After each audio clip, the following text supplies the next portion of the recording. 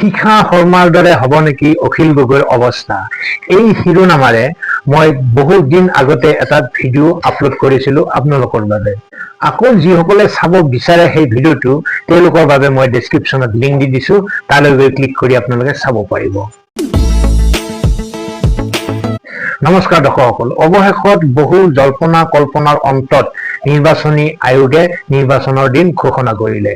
সেই হিচাপে এপ্ৰিলৰ 9 তাৰিখে অনুষ্ঠিত হ'ব নিৰ্বাচন আৰু 4 মাৰ্চত ফলাফল ঘোষণা হ'ব। এইবাৰৰ নিৰ্বাচনৰ এটা এক্সট্ৰা বিশেষত্ব হ'ব, সমস্ত 126টা সমষ্টিত একেদিনাই অনুষ্ঠিত হ'ব এই নিৰ্বাচন। যি নহওক, মই ক'ব খুজিছো অখিল গগৈৰ কথা। আন যি কি নহওক, এই নিৰ্বাচনে কি দিবলৈ গৈ আছে অখিল গগৈক? প্ৰথমে কংগ্ৰেছে তেওঁক কিদৰে বিশ্বাসঘাতকতা কৰিলে সেই বিষয়ে তেওঁৰ মুখৰ পৰাই শুনো আহক। দুটা সম্পৰ্কে আচলতে মোৰ আৰু এতিয়া কথা পাতিবলৈকে মন নাযায়। কংগ্ৰেছে আমাক ঐতিহাসিক বিশ্বাসঘাতকতা এটা কৰিলে। 2021তো অকল 8খন চিটৰ কাৰণে বুজাবুজি হৈছিলে, তাৰপিছত ইলেকশ্যনৰ সময়ত লাঠ মাৰি দিলে। আৰু 2026তো এইবাৰ নিৰ্বাচনতো মাত্ৰ 15খন আসনৰ কাৰণে কথা বাৰ্তা হৈছিলে, তাৰে 13খন এৰি দিছিলে। এখন চিটক লৈ অলপ লাগি আছিলে, 13খনৰ ভিতৰতে ধিঙক লৈ তেওঁলোকে বন্ধুত্বমূলক দিছিলে। আমি কৈছিলোঁ এইটো আমাক ফুল দি দিয়ক। এতিয়া আকৌ কংগ্ৰেছে গৌৰৱ গগৈ, দেৱব্ৰত শইকীয়া, ৰকিবুল হুছেইনহঁতে কি কৰিছে, এতিয়া আমাক ধিংটোতো নিদিয়েই, আকৌ অতিৰিক্তভাৱে আমাৰ পৰা ৰঙানদী সমষ্টিটো কাঢ়ি লৈ গৈছে। আৰু অকল ৰঙানদী নহয়, লগতে নাওবৈচা, 1 মাহৰ আগতে আমাক দিয়া নাওবৈচা সমষ্টিটো আমাক নিদিওঁ বুলি ঘোষণা কৰিছে। গতিকে এইটো স্পষ্ট যে মোক আপোনালোকে এলায়েন্সৰ কথা সুধিলে একোৱেই নাপাব। এলায়েন্সৰ লগত লাগি মই মোৰ জীৱনটো মোটামুটি বৰবাদ কৰি দিলোঁ, আমাৰ দলটোৰ বহু ক্ষতিৰ সন্মুখীন হ'লোঁ। যোৱা 2 বছৰ ধৰি আমি একেলগে বিজেপিক হৰুৱাম বুলি ভাবি আমি আমাৰ কাম সীমাবদ্ধ ৰাখিছিলোঁ কেইটামান সমষ্টি। তাৰপাছত সেই সমষ্টিকেইটাতো কাম কৰিব নোৱাৰা হৈ গ'লোঁ যোৱা 45 দিন ধৰি, কাৰণ কংগ্ৰেছ দলে আমাক ইমান দিন ওলমাই ৰাখি দিলে। এতিয়া যেতিয়া নিৰ্বাচন সম্পূৰ্ণ পালেহি, আজি অলপ পাছত ডেট ঘোষণা কৰিব, তেতিয়ালৈকে তেওঁলোকে আমাক ওলমাই ৰাখিলে। যোৱা 45 দিন আটাইতকৈ ক্ৰিটিকেল মুহূৰ্ত, এই সময়খিনিত তেওঁলোকে আমাক ওলমাই দিলে। সেইকাৰণে মই আৰু এতিয়া এলায়েন্সৰ কথা ক'ব নোখোজোঁ। এলায়েন্সে মোৰ চুলি পকাই দিলে, এলায়েন্সে মোৰ গৰম কৰি দিলে গৌৰৱ গগৈৰ অহংকাৰৰ কাৰণে আৰু ৰকিবুল হুছেইনৰ আগ্ৰাসী মনোভাৱৰ কাৰণে এলায়েন্সটো নহ'ল। মই ৰিপিট কৰিছোঁ, গৌৰৱ গগৈৰ অহংকাৰৰ কাৰণে আৰু ৰকিবুল হুছেইনে কোনো সমষ্টি এৰি নিদিয়ে। জে পি দাসক নাওবৈচা দিব লাগে, সেইকাৰণে সেইটো এৰি নিদিয়ে। তেতিয়া আমি ক'লোঁ যে আমাক নাওবৈচা লাগিব, তেতিয়া তেওঁলোকে ক'লে ৰঙানদী লোৱা। তাৰপাছত আকৌ ৰঙানদী এৰি দিব নোৱাৰে, এইবাৰ জয়ন্ত খাউন নামৰ এজন মানুহক আনিলে। যোৱাবাৰ জয়ন্ত বৰাকানি বিহালীৰ উপনিৰ্বাচনত বিৰোধী ঐক্যটো ভাঙি দিছিলে গৌৰৱ গগৈ। এইবাৰ গৌৰৱ গগৈয়ে জয়ন্ত খাউণ্ডক আনি 26ৰ আমাৰ বিৰোধী মিত্ৰতাটো ভাঙি দিলে। গতিকে এই মুহূৰ্তত মোক ক'বলগীয়া একো নাই। তদুপৰি তেওঁ কি কৰিলে জানেনে? তেওঁ আমাক ক'লে যে দলগাঁও, যিটো 1 মাহৰ আগতে আমাক সম্পূৰ্ণৰূপে চমজাই দিলে, সেই দলগাঁও সমষ্টিটো এতিয়া তেওঁলোকে দিব নোৱাৰোঁ বুলি ক'লে। আৰু মই জনামতে জিতেন্দ্ৰ সিং আৰু দেৱব্ৰত শইকীয়াই এই সমষ্টিটো এৰি দিবলৈ নোখোজাৰ কাৰণে সৰ্বশেষত দলগাঁও আমাক এৰি নিদিলে, ৰঙানদী আমাক এৰি নিদিলে আৰু ধিং সমষ্টিটো আমাক এৰি নিদিলে। আৰু আগতে কেৱল ধিং এৰি নিদিওঁ বুলি কৈ তাৰপাছত আকৌ যেতিয়া এই দুটাও নিদিওঁ, অতিৰিক্ত আৰু দুটা অৰ্থাৎ 3টা সমষ্টি নিদিওঁ বুলি ক'লে, তেতিয়া আমাৰ হৈ কথা পাতি থকা দিল্লীৰ এজন প্ৰখ্যাত সমাজকৰ্মী, প্ৰখ্যাত বুদ্ধিজীৱী, মোৰ বন্ধু এজনে সেই আলোচনাত বহিছিলে, কংগ্ৰেছৰ সৈতে দিল্লীত উচ্চস্তৰীয় বৈঠকত বহিছিলে। আৰু তেওঁ তেতিয়া নিজেই কৈ দিলে যে ৰাইজৰ দলক এই প্ৰস্তাৱটো দিয়াটো মোৰ পক্ষে কেতিয়াও সম্ভৱপৰ নহয়, কাৰণ কালিলৈকে এটা সমষ্টিক লৈ আপোনালোকে এৰি নিদি এলায়েন্সটো ভাঙি আছিলে, আজি আৰু নতুন 2টা সমষ্টি এৰি নিদি আপোনালোকে তেওঁলোকক বিশ্বাসঘাতকতা কৰিছে। গতিকে এইটো আমি ৰাইজৰ দলৰ সন্মুখত তুলি ধৰিব নোৱাৰোঁ। কংগ্ৰেছে খুব ইচ্ছাকৃতভাৱে আমাক বিপদত পেলাই একদম জোৰ পুৰি হাত পোৱাৰ সময়ত, নিৰ্বাচনৰ একদম লাষ্ট মুহূৰ্তত আমাক এনেকৈ বিশ্বাসঘাতকতা কৰিলে। আৰু বিশ্বাসঘাতকতা কৰি সমগ্ৰ অসমবাসী ৰাইজৰ অতি আদৰৰ, অতি অন্তৰৰ পৰা বিচৰা যিটো বিৰোধী ঐক্যমঞ্চ, সেই ঐক্যমঞ্চটো ভাঙি দিলে। গতিকে এতিয়া আৰু আমি ঐক্যমঞ্চৰ লগত আমাক যিহেতু বাহিৰ কৰি দিলে, আপোনাৰ সকলোৱে জানে যে ৰাইজৰ দলক প্ৰথম বাহিৰ কৰি দিলে, বাকী 3টা দলৰ লগত গৌৰৱ গগৈয়ে একেলগতে সংবাদমেল অনুষ্ঠিত কৰি মিটিং পাতি আমাক বাহিৰ কৰি দিলে।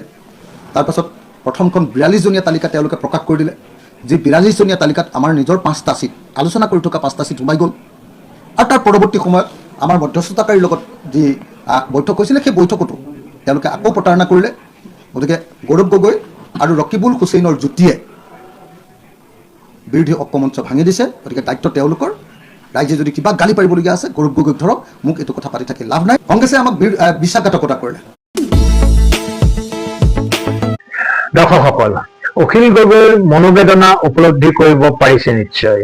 যি কংগ্ৰেছে 20 বাৰকৈ তেওঁক জেলত দিছিল, সেই কংগ্ৰেছৰ নেগুৰত ধৰি তেওঁ নিৰ্বাচনী বৈতৰণি পাৰ হোৱাৰ যি মধুৰ স্বপ্ন দেখিছিল, সেয়া এতিয়া স্বপ্ন হৈয়ে ৰল। কংগ্ৰেছে নেগুৰ জোকাৰি দিলত এতিয়া দিশহাৰা হৈ গল অখিল গগৈ। কংগ্ৰেছে যে কোনো কাৰণতে তেওঁক বিশ্বাসত নলয়, তেনে এক ভৱিষ্যতবাণী মই ইয়াৰ পূৰ্বে বহুবাৰ কৰিছো। একেবোৰ কথাকে পেহিনাই থকাৰ মোৰো ইচ্ছা নাই।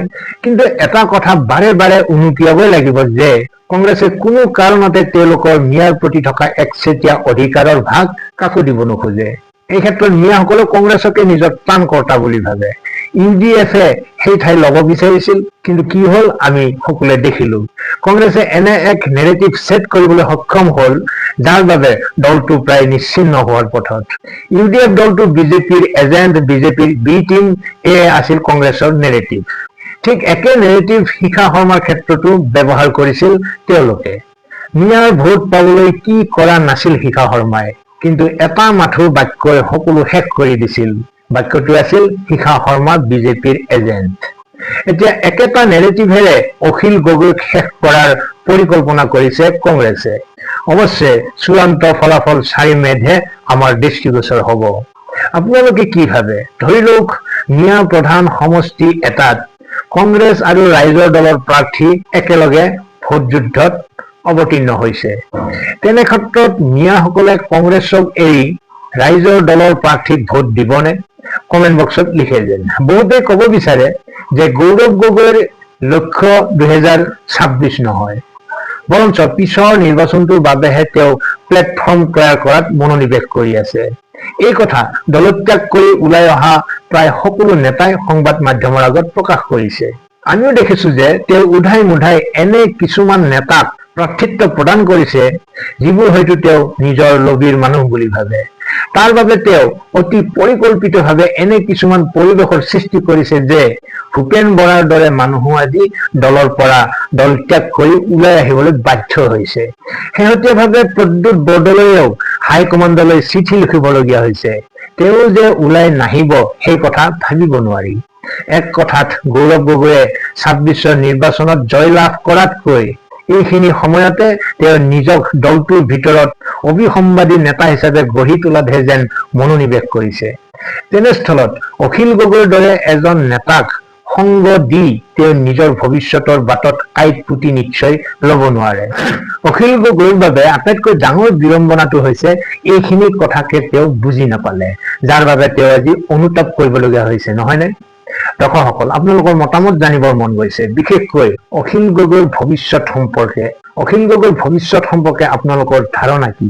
গৌৰৱ গগৈ সম্পৰ্কে মই যি ধাৰণা কৰিলো তাৰ সৈতে আপোনালোক একমত নে? যি নহওক, নিৰ্বাচনত যে বিজেপিয়ে জয়লাভ কৰিব আৰু পৰৱৰ্তী চৰকাৰো বিজেপিয়েই গঠন কৰিব, সেই সম্পৰ্কে মই কিন্তু সম্পূৰ্ণ নিশ্চিত। তাত কাৰোবাৰ সহমত থাকক বা নাথাকক। আজিলৈ এৰিছো। ভালে থাকক, কুশলে থাকক। ধন্যবাদ।